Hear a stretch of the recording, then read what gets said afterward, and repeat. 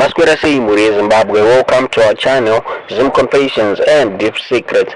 Kana kari kuchanga kako kuya panino channel, please don't forget to subscribe. Kana chingwa daroga subscriber, don't forget to comment and share this video. Nasi inda kuwigirai Muri Zimbabwe nyair kuwadza nyair kusirisa nyair bazira murukona ripa video edio. Bazire Stallion Cruise Muri Zimbabwe, bazire rukunzira iba kubinga richanda kublawayo apo paraga dona Muri Zimbabwe richipinda mu sharp cave. Ma witnesses ataura akataura chiti bazire raimhanya zvanga visingaite Muri Zimbabwe zvakaita driver asakwanise kunegotiate cave.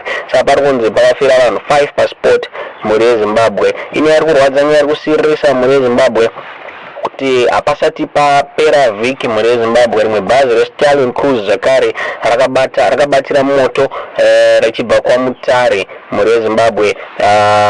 Fortunately vanhu vese vanga varimo hapana akakuwara pabhazi rekubatira moto iri. Rimwe tsaona zvakare yakaitika kubhinga vhiki rapfuura irori rebhazi reCAG rakatsika munhu richimhanyisa nereStallion Cruise. Muri Zimbabwe tinokurudzira madhiraivha kuti pavanenge vachifamba nevanhu munzira mumafambi mune zvakanaka. Ndonyaya tatakuigirai Muri Zimbabwe. Tiudze zvamuri kufunga pamusoro penyaya iyi mucomment section.